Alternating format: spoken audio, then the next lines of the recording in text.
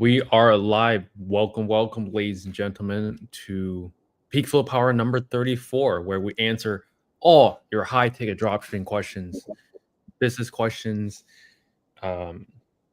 anything you would like to know about becoming better as a person, making money, hitting new PRs, finding your match, everything on this show. Let's do it. Finding a match for my high-ticket dropshipping store, right? Finding the match product, more customers. So, Trevor, I'm just gonna start it off. There's a lot of updates going on for us this week, but biggest question I want to ask you.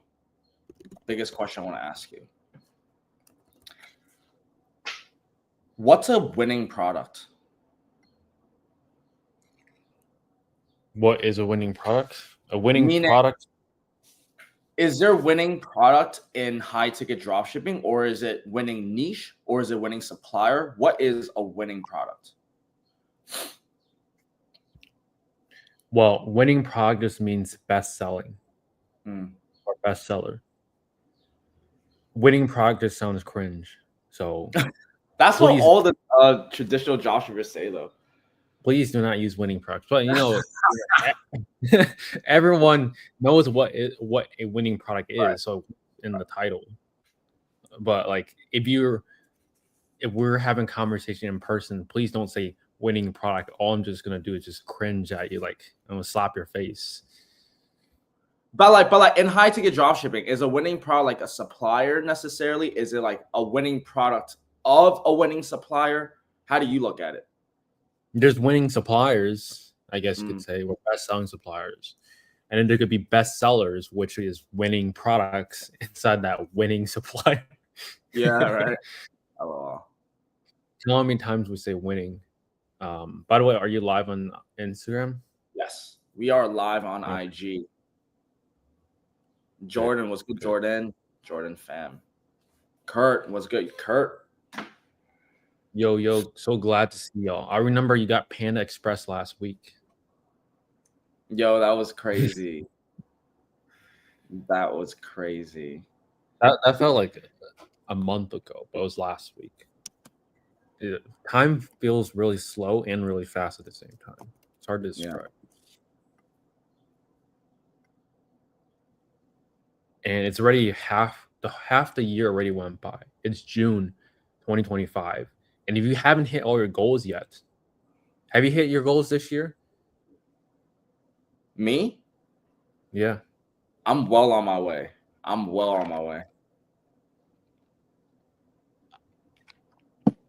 Well, I'll just say I hit, I think two out of three of my goals.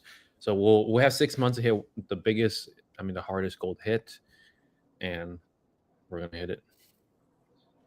Martin from last week says, "Hi guys, I want to apologize to Joanna. Hello, Joanna. Is she on the live in McFlash from last week? I feel what you guys said was a little insensitive, but I lashed out a little too hard. I'm sorry." I think Martin's actually just talking to them. He's not even saying anything to us. Yeah. We're just saying. We're just spectating right now, I guess. Spectating the minefield. Very interesting. I wonder if Joanna showed up to this live. How much you want to bet that she's not going? She missed this one.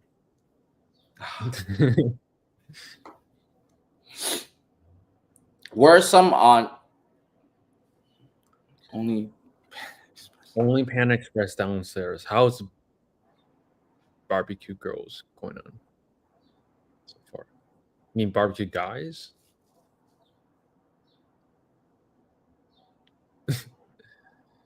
Or does he mean something else?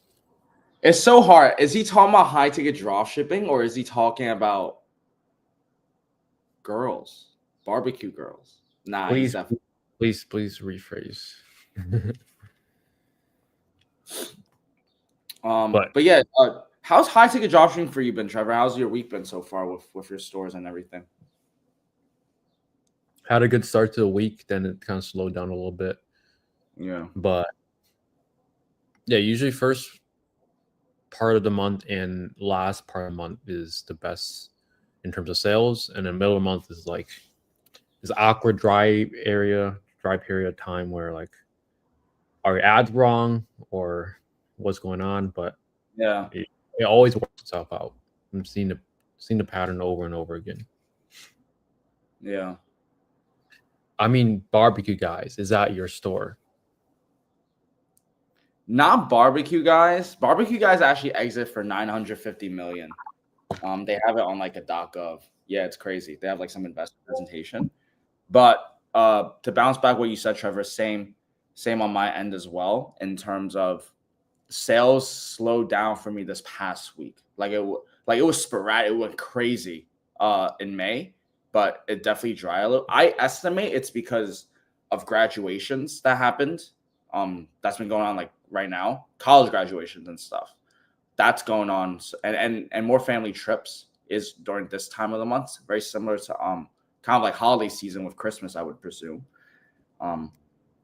So during these times, really, really where this is kind of like, this is what I learned from you is I love it. It's just like being lean during times like these and just knowing to just not do anything too crazy and ride the wave. Back then, if I would be like a little dry or think like week slow down, I would just be like, oh, let's just double the ads. And it'd be panic ad spending. And a lot of people do that. A lot of people just like, they might panic and just change the ads. But what I learned is from Trevor was just like systematically just doing it like once a week.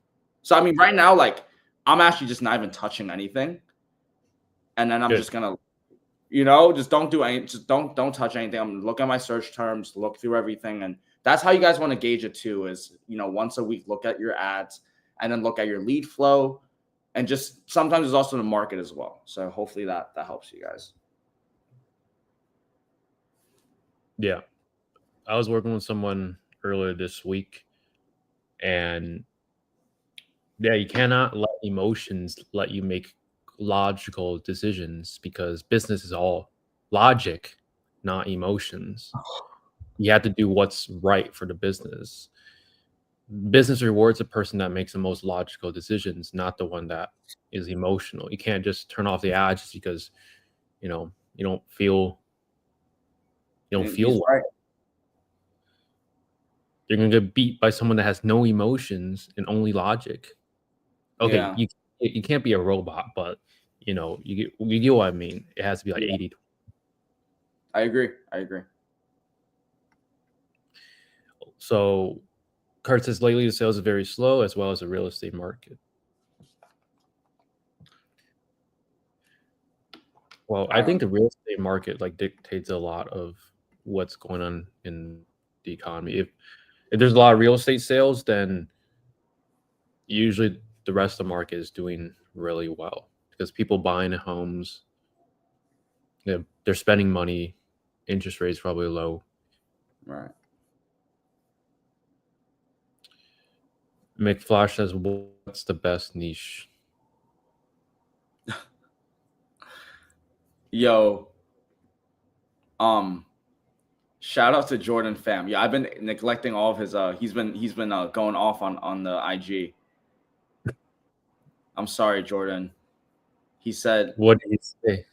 He said, "Stop waking up right now, making coffee. His mission is to survive." Did you just say you like guys? No, we did not, Jordan.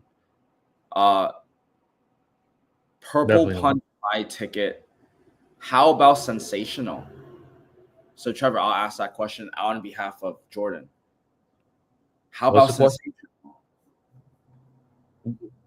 What does that mean? I don't know. That's what he wrote. How about sensational? And he asked if you like guys, if we say you like guys. So all I'm going to say, Jordan, is pause. And let's go back to McFlash now. I didn't understand the question. So what's the best niche? A niche that you don't give up in 6 months. A niche that can appeal to both B2B and B2C. a niche where it's not too small, and a niche where it's ideally growing over a long enough time horizon, but it can be steady too. Like, sorry to say saunas every stream, but saunas are trending upwards. I don't want to say another one because a lot of our cons are doing a niche similar to saunas, but there are niches out there that are trending upwards. Just like, look what's going on. A lot of like health, fitness, that's been trending upwards, and a lot of products related to that. There's thousands of products related to that. Those are always trending upwards.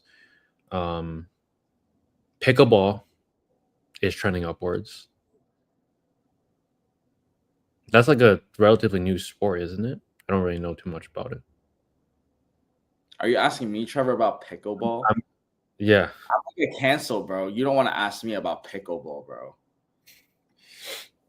I just need an answer. Okay, I'll tell you, bro. Don't worry. I mean, it's only that's it. Pickleball is a soft tennis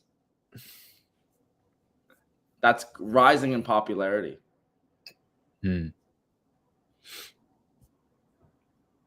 That's it? Dude, people get pissed when you say that. Because it's like, some people will say it's not a real sport. So is pickleball better or worse than handball? Oh, that's a great question. It is worse than handball. You said it. And I'll tell you why. And I have a reasoning. Pickleball, well, it's culture, right? It's the people. Pickleball is very filtered, bro. You can't trash talk in pickleball. You ever play tennis, bro? Do you like trash talking? I love trash talk. I love trash talk. Actually? Yeah. Yeah, bro. I play like dodgeball. That's where dodgeball has a lot of trash talk. Just like throwing on some like smart remarks, you know, like, yeah, if you do that, you'll get a foul, bro. You'll get like a tech. Bro, that's cringe. You get what I'm saying? Like, I can't play with that. Because the trash talking is the fun part. It's less fun part. Yeah, well, that's why it's off man's tennis, isn't it? Yeah. Oh. So I guess to answer the question, it's B2B and B2C, trending upwards. There's no best niche. Any niche can work. But look, I mean, pickleball. You can do pickleball. So those are trending upwards. Give you a free niche. Pickleball machines. There's like 3 competitors. 3 stores that are selling pickleball machines. Hi guys, if you remember, I left a message on previous translation. Guy from Russia. How's it going? Your stores? It's going well. For me, I actually got lucky. I've been working very hard to opening a new dropshipping program for this one new supplier. Like, they're straight brick and mortar. And they're transferring to e-commerce. So I notice a lot of markets they're like evolving into e-com, but they don't know how. Here's the problems that they're facing. The problems they're facing is e-com integration, right? Just integrating their existing database and everything they're doing into online. So I found out that Shopify Collective will solve that problem. So now that connects dealers and suppliers. Now, the second thing that I actually just found out that they have to figure out is the supply chain. So so here's the thing. If you're a supplier and manufacturer, they're basically transitioning from wholesale, where the brick and mortar dealer will buy in bulk, into they got to be shipping it out. So they're actually doing more B2C. So they have to figure out like warehouse or logistics, or else that price is going to increase. So basically, as long as they could connect with like a supplier, with a warehouse or like a shipping, they could actually turn into B2C. The point is that, like, you figure those points out, you could actually help like a supplier start e-com program. Dude, that supplier has like 70,000 monthly searches, and I'm like the first dropshipper on it. I'm eating up the paid and SEO, bro. Like I'm going crazy with it, dude. When you're ready to launch, just let me know. We're gonna fire off at 1,000 a day. Max out your credit card. We're gonna take over the whole market overnight. And your sales team better be ready. Like I honestly thought about it, and it's like, dude, you just have to double check. Like we just have to double check the systems, like because it's technically there. It's already defined. Or you have to just increase the ads. This is the times like in your high ticket dropshipping journey, guys, where it's like now it makes sense to like really increase, but when it's already working and very profitable. That's the thing. Like everything is already working. So now vertically scaling makes sense, increasing budgets and doing all that. A lot of people want like that was my biggest mistake back then. It was like I'm break even / a little unprofitable and I'll still want to fucking volume it and spend like 500 a day. Like, no, bro, like should be profitable like up like 50, 100 bucks a day. Yeah. I guess one common question people ask is like, how much are we spending on ads per day? I spend about almost 200 daily. Yeah, 200 to 300 daily. I'm actually just capturing some payments before they expire while we're talking. Yeah.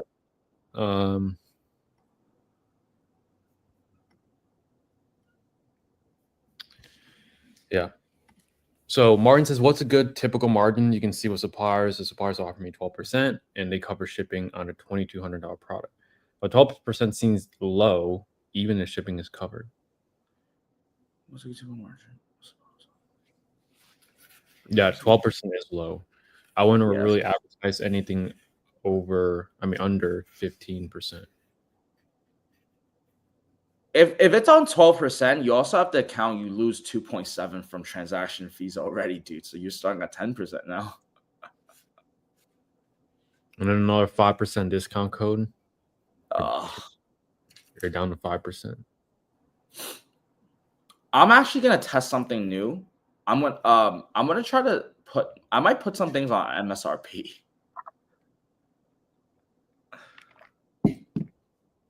Try it. I have no idea how that'll work, but we'll see. Not everyone shops at price shop, so some people will buy at whatever ad that they click on. That's what I'm thinking. But at the same time, the way that you're doing your marketing, if your ad is right next to someone else's with the same product, you have to be stupid just to buy the more expensive one. Dude, are you saying that the world, like most people are not? Oh no, let's not get into there. Yes, let's not get into there. Yes, people are stupid, and that's okay. And that's okay. More opportunity. Yes, right. What would be the ideal ads budget for each brand? Your budget in the beginning, I'd start at $30 a day, but it would usually never spend $30 a day.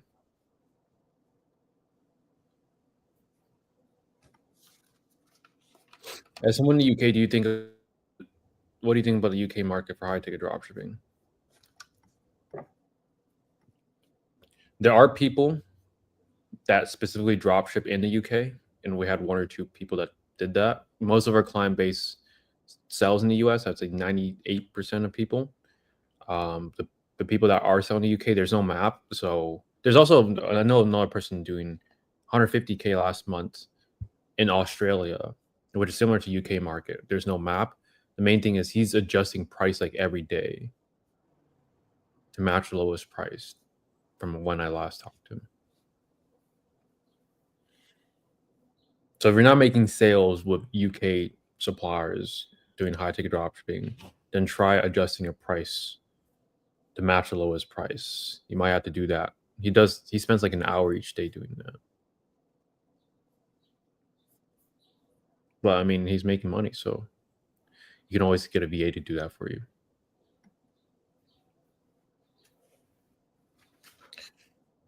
So should we add cookies policy bar for customers to get GMC validation?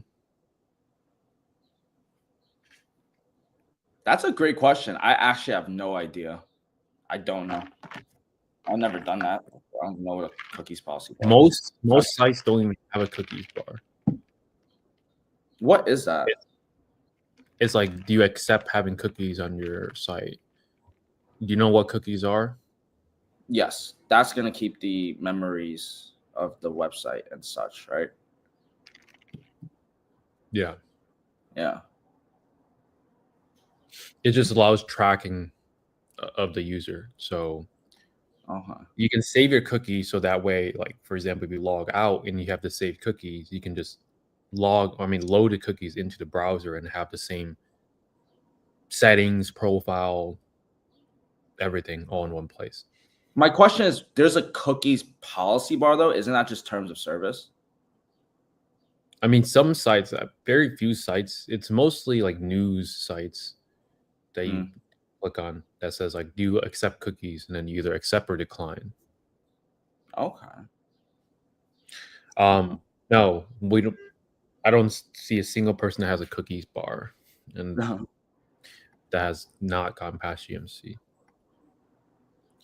Jill Rochelle says, "Hey, hi guys," or "Hey guys." No. Oh, where have you been? Missed like four streams. Yeah. Hope all is well. Samuel says, "Got it. Thanks for your ideas." You're welcome. You're welcome. Yo, do you think it's easier to be a Google Ads specialist compared to high ticket dropshipping?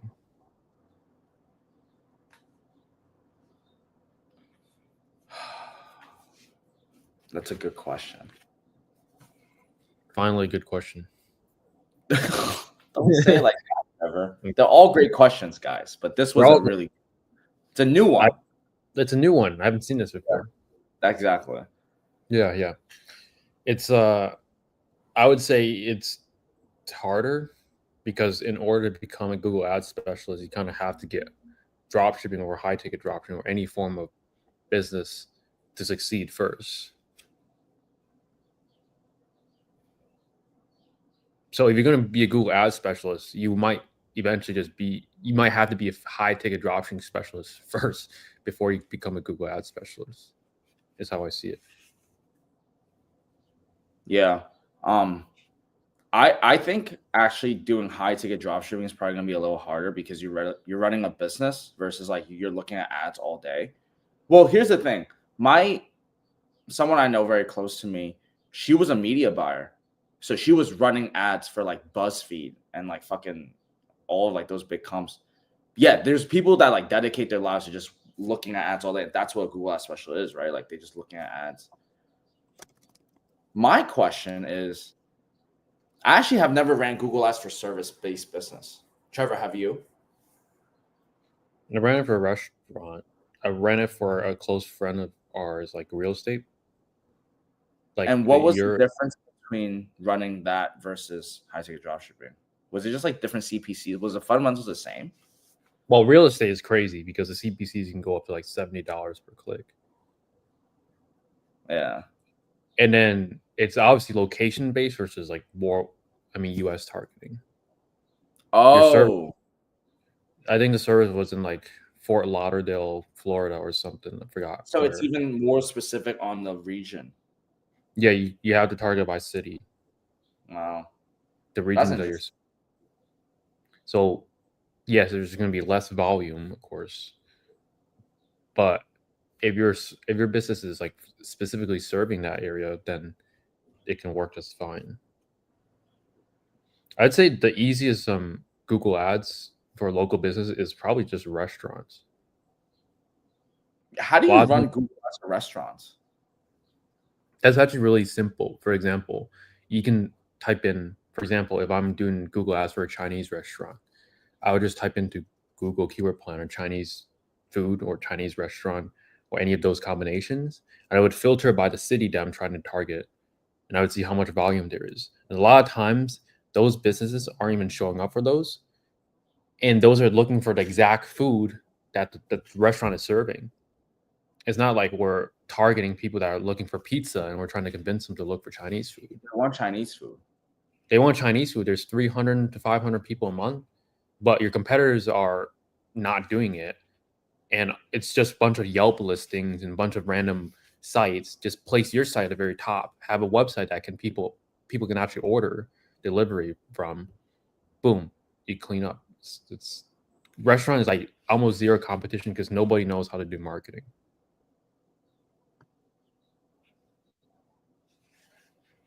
Wow. And then for local businesses, reviews go a big way. Your What's Google reviews look like for a word like Chinese food or some shit? Like what's it's usually like $1 to $3. and is that worth it? $1 to $3? You're not really, for what I've seen for like most like franchise businesses, their margins aren't really that high. It's usually the mom and pop businesses that have higher margins because your the employees that you hire because of all the minimum wage increases and whatnot got cuts into the business margins.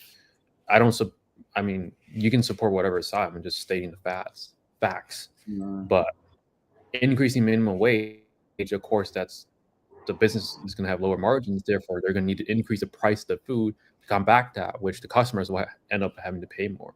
So this goes around full circle. So yeah, local business is actually pretty simple for marketing, but Google reviews is very important. Interesting. Cool. I have some questions on IG. I'm just gonna go through it real quick. Yassine asked the cookie policy. We just answered that. Jordan asked again. Oh yeah, what are your thoughts on Shopify apps, assuming Shopify is the preferred platform? Shopify apps, there's a few tech stacks. If you want, we can make like a video. I'm sure like Trevor would be down, like show you guys some of it. But off the top of my head, some process, some filter catalogs, and that's all that I have. Jordan said, hey, I have a problem. I currently have an annual plan with Shopify, 0 sales. Could you solve by establishing a starter's to-do list? I would say go to school, right? Just use our school community. Go to peakflowacademy.com/school with a K. Nice. Yeah. Do you use shared budget for funnel? Yes. How do we run PMax for brands? That's a good question because I just released a video 3 weeks ago.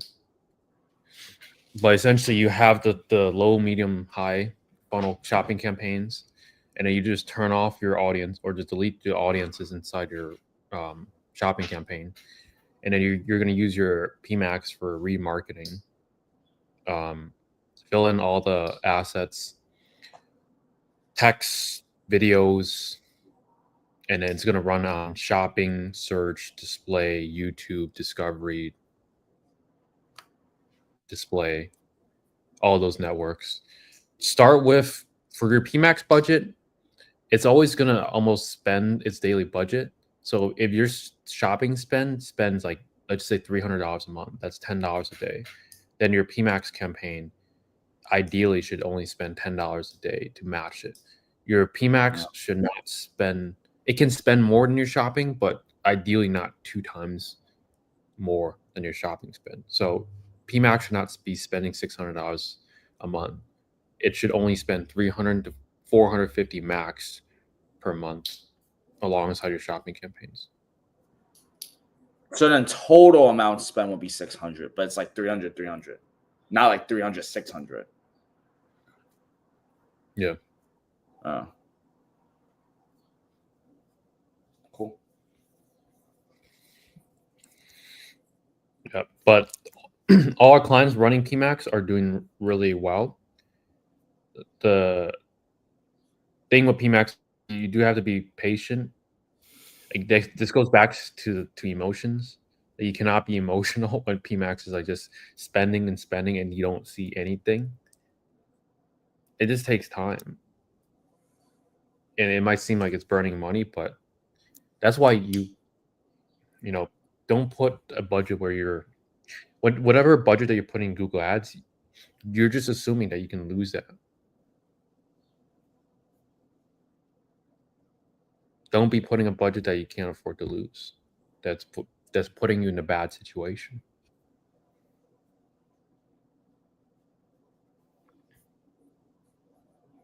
Yo, Jordan is going crazy. I'm trying to imagine what he's trying to say. Truly, he's saying this: tight guy, fist, super tightness, sexual. What is he saying? Bro, I gotta see these comments. I wish I could share.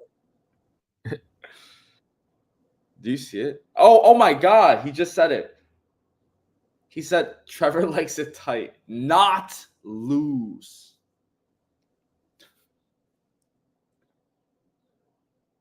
Bruh. Who doesn't like who would like it loose? Pause. Pause. All y'all little, what the fuck? How did that even end up in your comment section? That's what Jordan's saying right now. He said he's creating a Shopify app. Tight guy, super tightness, sexual. Trevor likes it tight, not loose. No. Oh, he meant to say noted. Trevor likes it noted. What the fuck am I reading? Yo, Jordan, please high ticket dropshipping questions, such as like what Yassine's asking. Actually, great questions. What's your average profit margin in percentage after paying all expenses? Usually, the net margins for high ticket dropshipping stores go from 15 to 25, depending on how lean you are with it. But right now, what I've been honestly trying to do is increase my profit. Like I'm trying to decrease my cost of goods sold. That's how I'm increasing my profit margins right now. I'm trying to like figure out where I could get either better shipping or better pricing somehow. You know how you can make 100% margins? Don't say it. Say it. What? Don't ship the product. Like all the people doing low ticket dropshipping. Dude, it's called no ship. Don't get me started on low ticket dropshipping.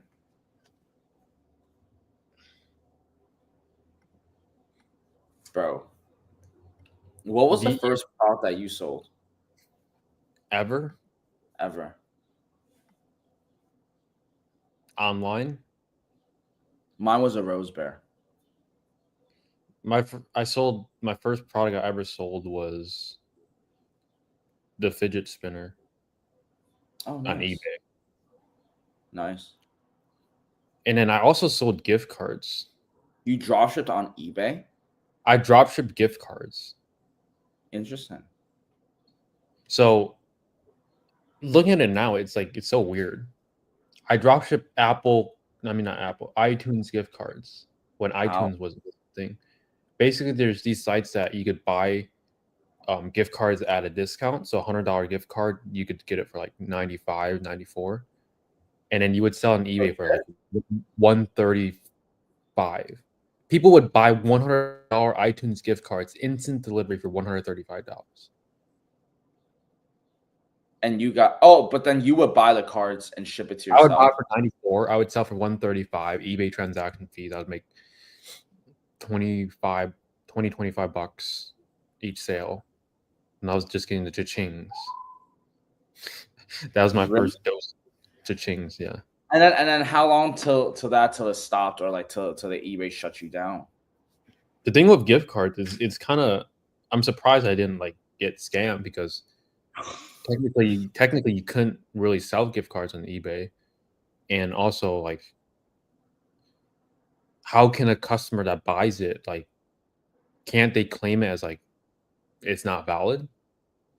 And there goes all my money. Yeah. But I didn't have any customers that did that. And then like 4 years later, after I sold its gift cards. I had screenshots of every single gift card I sold in my Google Photos. And the crazy thing is, I just went through them, just start redeeming all of them. I redeemed like $200 worth of $200 to $300 worth of gift cards, and I was like Oh wow. 16 at the time, you know. And then looking back, that's so stupid. I bought Fortnite V-Bucks. Can you dropship Fortnite skins? I also did that too. It works. My current Twitter account, it used to be a Fortnite account. Wow, that's interesting. You would crack Fortnite accounts,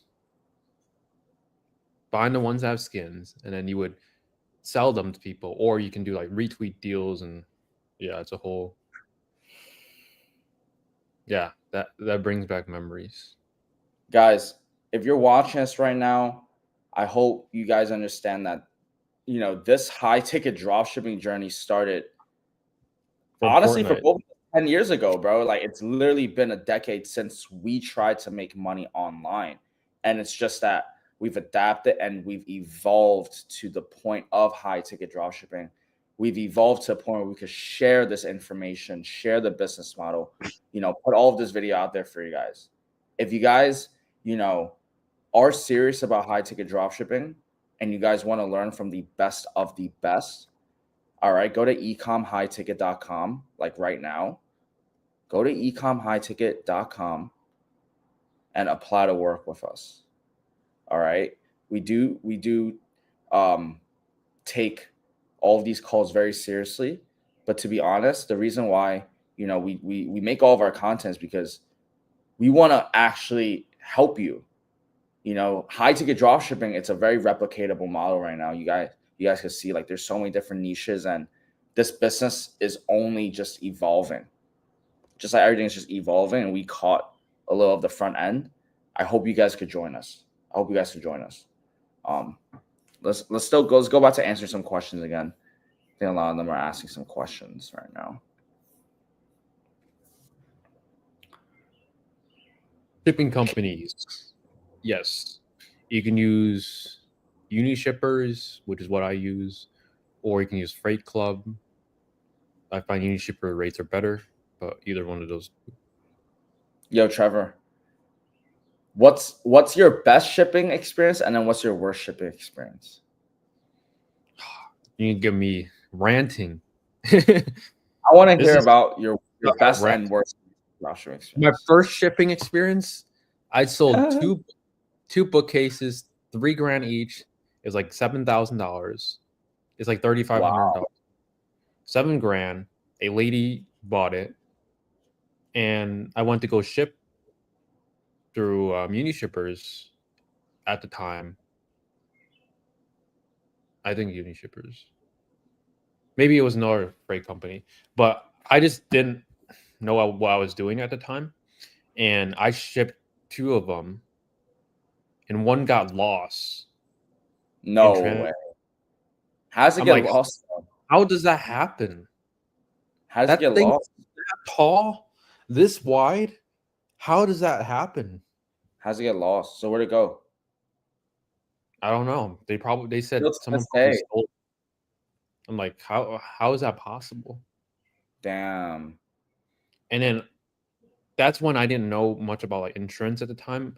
I got a credit back from insurance, but it was only like less than $1,000. Damn. So that was a learning lesson. My first one, absolute failure. But then now I learned from just talking with some other people about how to buy insurance and making sure that your shipment's safe. And now I'm actually like, if the shipment is damaged, I'm actually good. I'm actually happy about it because like I can file an insurance claim, get the full amount back, and just ship the customer a new one.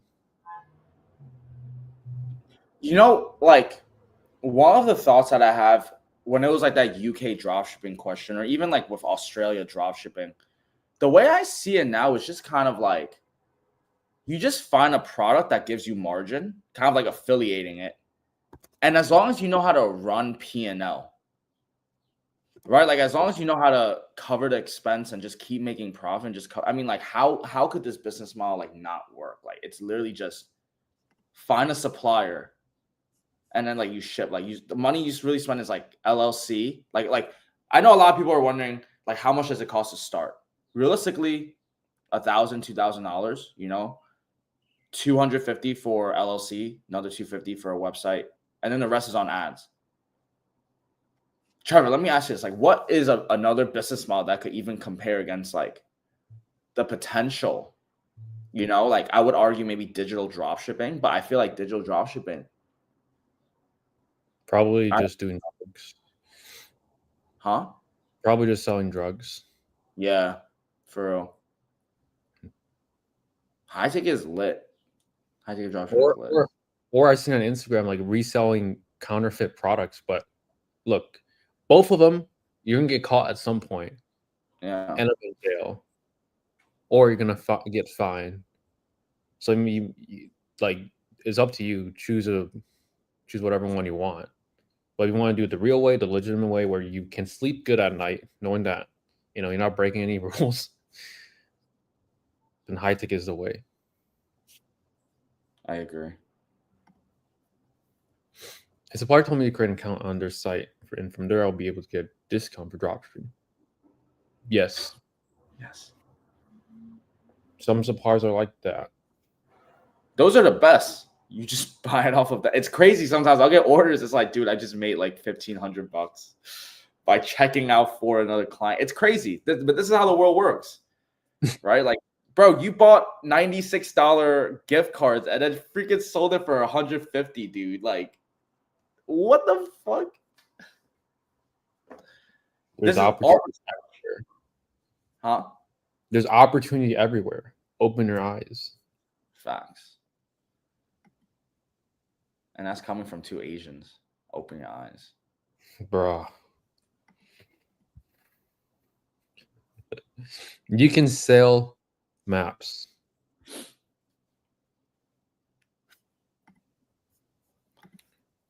Yes, sure. Jordan said, what's the initial fee? For what? I don't know. Yo, back then, I was just desperate to make money. Maybe I could get on a podcast talk about it, but bro, I was on the forums for 16 hours a day, just trying every need to talk about this. We should do method there is. Guys, if you know anyone in the New York City or Michigan area, yo, let's do some podcasting. I think we'll get you guys some good value, good stories to tell. Yeah. How can you advertise heavy machinery where the brand name has less than 100 monthly searches? Well, you can show up for the brand searches, even though there's only 100, and then you have to go after the generic search terms. So maybe like wood planery or woodworking machine or things that are very specific.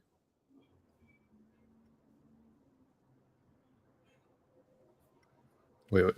When I said you could sell maps, it was about Fortnite situations saying people sell their maps for like hundreds of thousands of dollars, but no. Oh.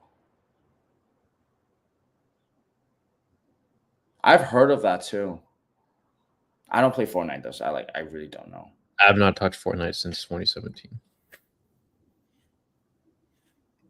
Do you guys stay away from products with variants, or is it actually a good separating point from others? Seems like too many variants make confuse buyer decision. Such a good question. Well, there's going to be variants no matter what. It's like color, size, dimensions,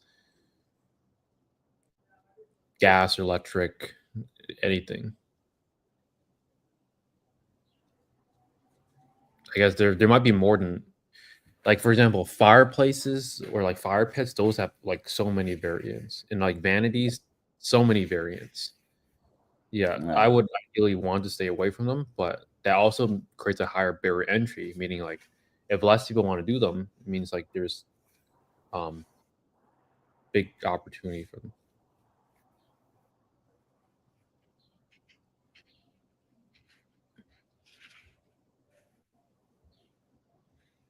Marcus.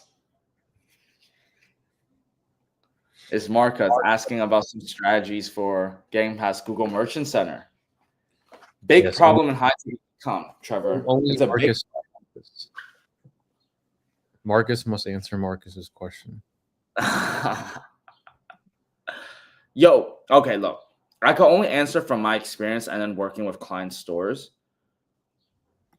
I honestly feel like Google Merchant Center is really not that crazy. I thought it was crazy because there were like bans and misreps. But then as like I've been helping fix stores and certain stuff, it's just like, well, this is not fixed, and this is not fixed, and this is not fixed. It just makes me feel like I'm actually glad with like these merchant centers because it forces the business to really have good shipping policies. Messaging is good, no crazy claims. So my strategy, build a real business and make your site actually shoppable. If someone comes on, if you share this with your mom and dad or sister and brother, would they buy? Will they feel safe to buy? And if the answer is yes, I really don't see it being too crazy to get past the GMC, honestly.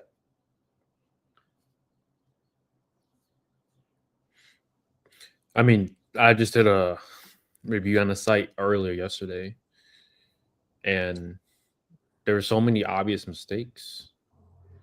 Keywords, obvious mistakes.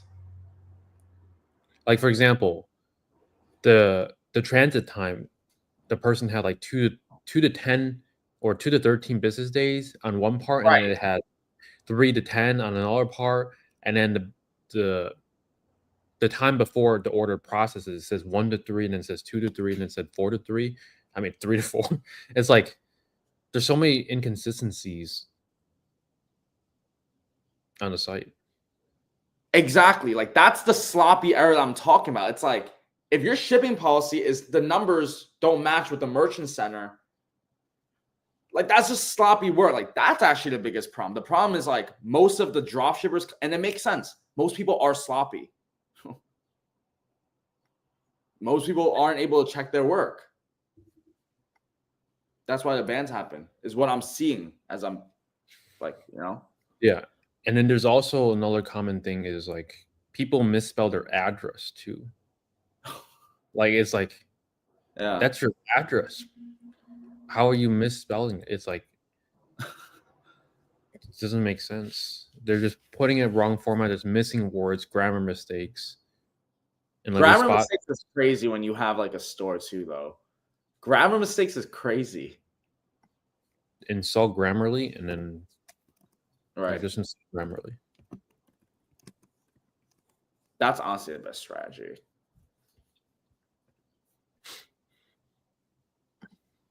Yeah. By the way, thanks, Marcus. What's a good monthly search for a brand name approximately?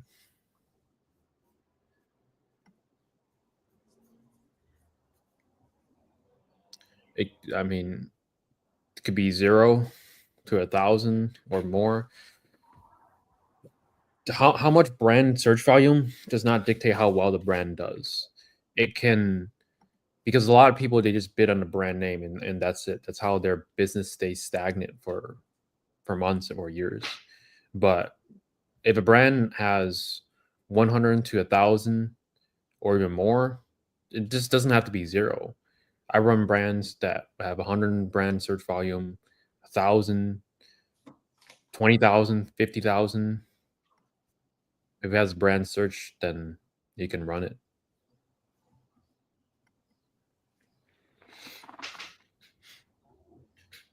Bruh. Is that loser from last week still here or nah? Joanna, welcome back, Joanna. We've missed you, Joanna. Why so late today, Joanna? Like, what happened, Joanna? They were actually McFluff? McFlash, I apologize. McFlash and Martin, I believe, left some comments for you, I believe. Listen, they put it on public, so they're not afraid to say what they said. They said it. I forgot what they said. What did they say? Well, McFlash didn't say anything. just had some. No, McFlash said. Oh yeah, McFlash just trying to learn high ticket dropshipping.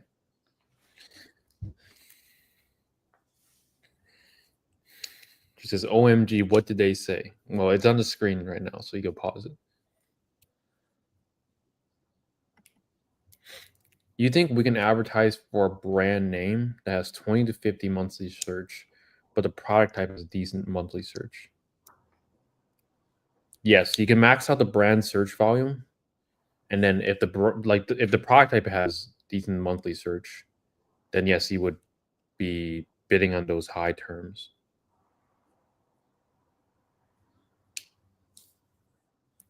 Pretty much any product, as long as it's like has search volume, you can run in Google Shopping.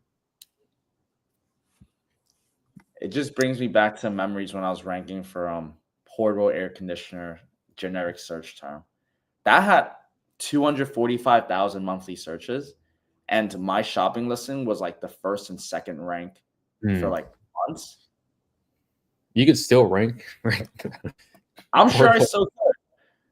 I'm sure I could build an HVAC store at this point. I'm just thinking back to like my mistakes, and that's why, guys, like you guys have to learn from our experience and learn from our previous mistakes, because it cost me a lot of money, went to debt from low ticket drop shipping. All right, but it's because like I didn't have the right systems and I didn't know what the fuck I was doing. Now that I'm looking back on it, it's like, damn, I was like first and second place for that. It's like really good. I wish I had knew about emails and automation and like follow up and P&L. Yeah. You see, if I were to start a low ticket dropshipping store today, I would sell anything beauty related into Really? Really? I had a friend from the UK. His first time trying dropshipping, his store was he sold like butt lifts. Oh, Like make women's butt look bigger. yeah. Wow. Like first time doing dropshipping, like ripping 50K a month. Wow. No experience. Like if you're doing low ticket dropshipping, screw all the other products, sell the females, sell stuff that can like mask their insecurity. Oh my God. Make them look prettier. Products like that. They literally. So let me ask you something, Trevor, since you want to talk about helping people find their matches in the beginning, right? Yes. Let me ask you this.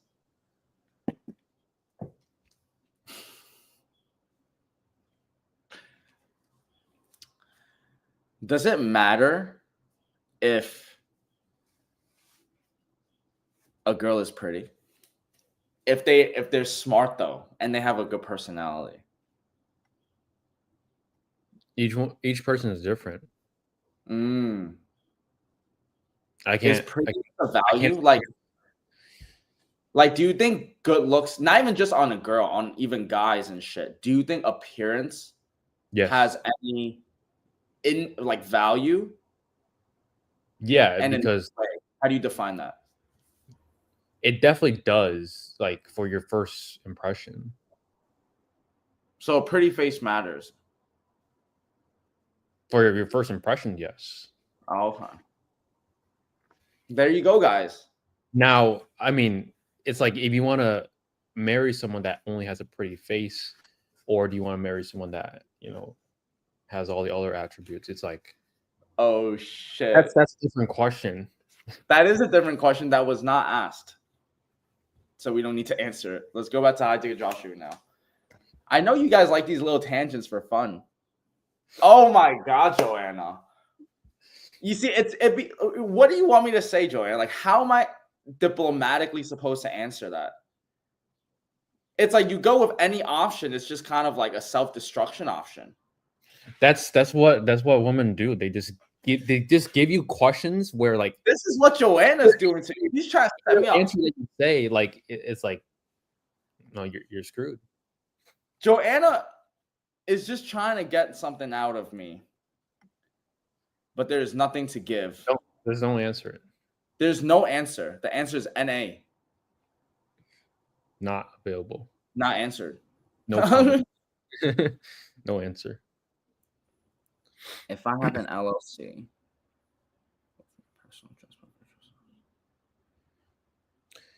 So one big misconception with GMC is you do not want to have your address on your site. You can have your address in your GMC, but don't put your address on the footer, about us page, or any policy pages. Remove that. Is that true? Is that what they flagged you now for? Like, even if you add that info in? Mm-hmm. Wow. No, it's not the flag. They don't really care about the address, but you want to give Google as little information as possible, so don't potentially flag you. That makes sense. You see, we were talking about something great. Like Alan loved it. This is great. Oh, also, guys, I'm not broke anymore. I got a job. Wanted to share it with you guys because you guys had my back at the lowest. Joanna, listen. Broke is a mindset. It's only up from here. Broke is a mindset. Broke is when, like, you just have a victim's mentality. Like, you got this. All of you guys watching this, you guys all got this. I believe everybody has a capability. Jeff Bezos had 24 hours in a day. We all have 24 hours in a day. The difference is, what are you doing with that time? All right? That time, you could spend it yourself or spend it on a coach, one-on-one.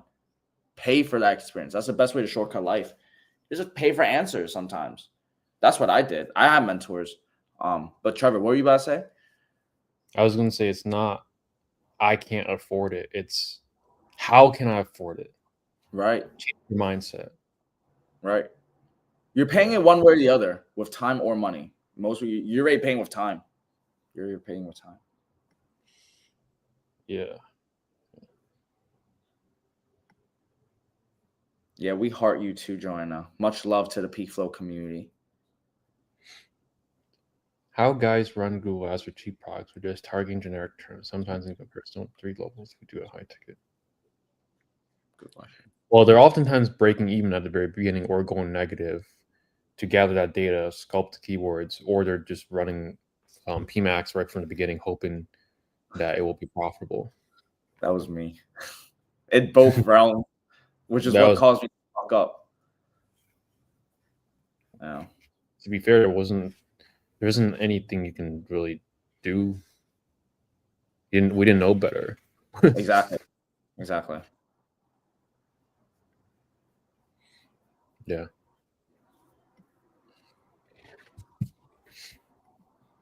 I'm excited though. Yeah, what's up? About what? I'm excited because, like, this model is replicatable on, like, even generic searches, and, like, even if you have low brand search, like, it helps. You could still, like, run generic words. And again, it's just knowing how to run a business, right? Like, you're running Google Ads, it's still Google Ads. You're paying for clicks. Like, when you're spending on generic terms, like, it's cold traffic, but it's still great traffic. Most of you guys, if you didn't even know about Google Ads, you'd be spending that money on fucking trying to go viral, make a video. So, like, that traffic's still better than, like, a Facebook ad, I'd say, right? Yeah. We both did low tier Google Ads. Yeah, we both did. Only sad thing is I'm working. I may not be able to make it all the time anymore. That's actually a little sad. Goodbye, Joanna. If I'm not able to, just know I'm still thinking of y'all in e-commerce. Much love. Much love. Much love. Bye, Joanna. Well, or maybe you could work with us. ecomhighticket.com. ecomhighticket.com. That wraps up for this week. Any other final questions? Any questions that you can ask? Not on IG. We had a lot of people join, but the questions have all been filled. That's good. I thought you were going to ask a question where I can get canceled. You want me to ask you a question like that? I'll ask. The question is, we'll have to find out next week. See you guys all next week. Talk to you guys soon. Have a great weekend. Last question will be for Marcus. Doesn't matter if my personal address is on my LLC. No, it does not. It does not. All right. that's Well, it. it Make was sure a you guys it was a good session. Thank you for joining us, and until next week, peace.